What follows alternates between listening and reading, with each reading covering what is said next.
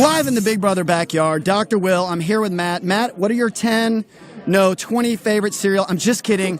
We'll let ET Canada do that boring stuff. We keep it legit here. I'm not going to do that. There we go.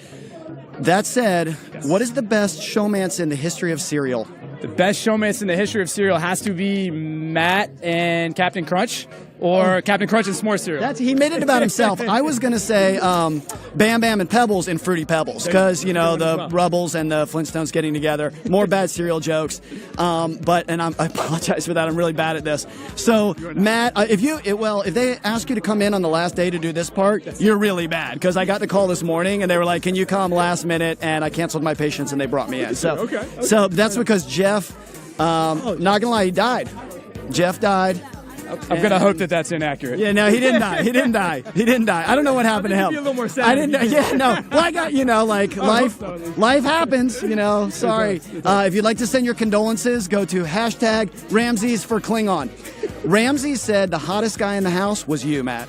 I absolutely loved Ramses. Setting him up was the worst. I had a great relationship with Ramses, and I'm really looking forward to being friends with him outside the house. And I really apologize to him for giving him a horrible haircut right before live show.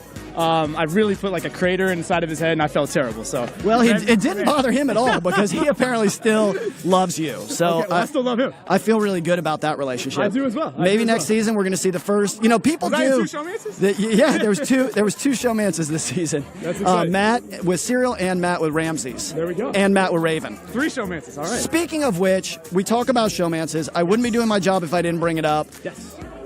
These guys, not me, these guys, CBS Interactive, I'm not allowed to say that again, are predicting that one showmance is going to conceive a baby tonight. One is going to defer Bess and fizzle out. Wait, what was the second one? And just fizzle out. Okay. Like maybe a couple weeks, couple months. And then one is going to be together till the end of all time. The end of all time. How do you see all 3 and where do you fall in?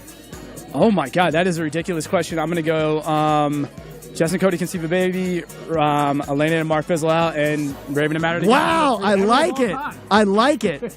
I really appreciate that answer because I think that it wasn't a relationship. She probably said the opposite. So I haven't interviewed her yet. We're gonna find out. I'm gonna ask her. I haven't asked her yet. But I think that America loves showmances, and I think that what I was discussing with Julie Chen earlier tonight is Big Brother has a better relationship or a better track record of making babies and marriages than The Bachelor and The Bachelorette. Don't steal my question. Who are you guys? What is this?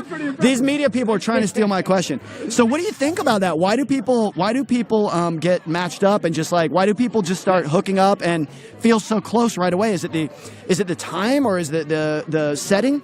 Well, I mean, I was actually doing some math in the house, and I spent more time with Raven in the last 3 months than I spent with my best friend last year.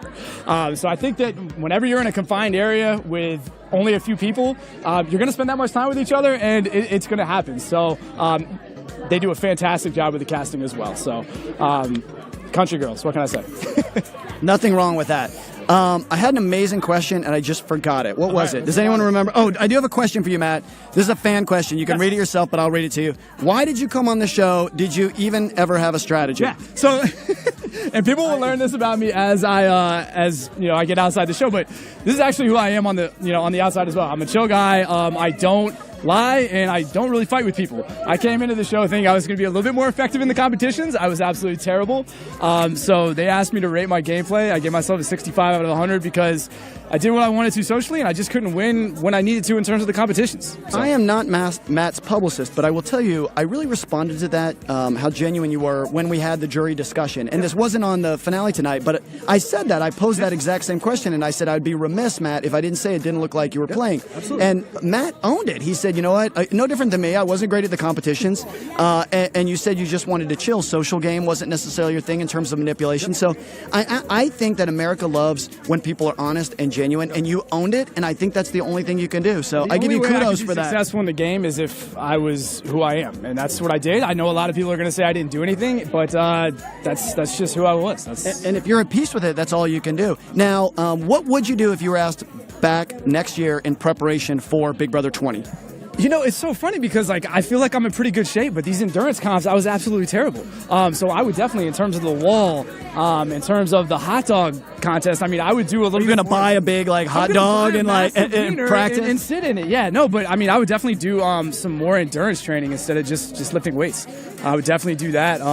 My brain pretty much turned to mush while I was in the Big Brother house, so nothing I could do to to compensate for that in terms of the mental comps. But I would definitely do some more endurance training. It is very, very humbling, and I mean this in a very serious way. Is when you don't have the interaction from outside society, you forget how to do basic things like read. And I'm not even kidding. No, you're laughing, but I'm serious. Like it's scary when you get out, and this isn't advice. I'm just saying it's like when you get out, you're not as quick as you were, and it takes like a couple months to recover from that, and it's very humbling. So I know exactly what you mean. You kind of get in here, and don't kid yourself at home. You're sitting on that couch. You're a Monday morning quarterback, complaining about those quarterback ratings. But when you're in this house, it's completely different, and it's a lot more challenging than you at home realize. I legitimately forgot my home address zip code about 3 hours ago. They have to look it up for me.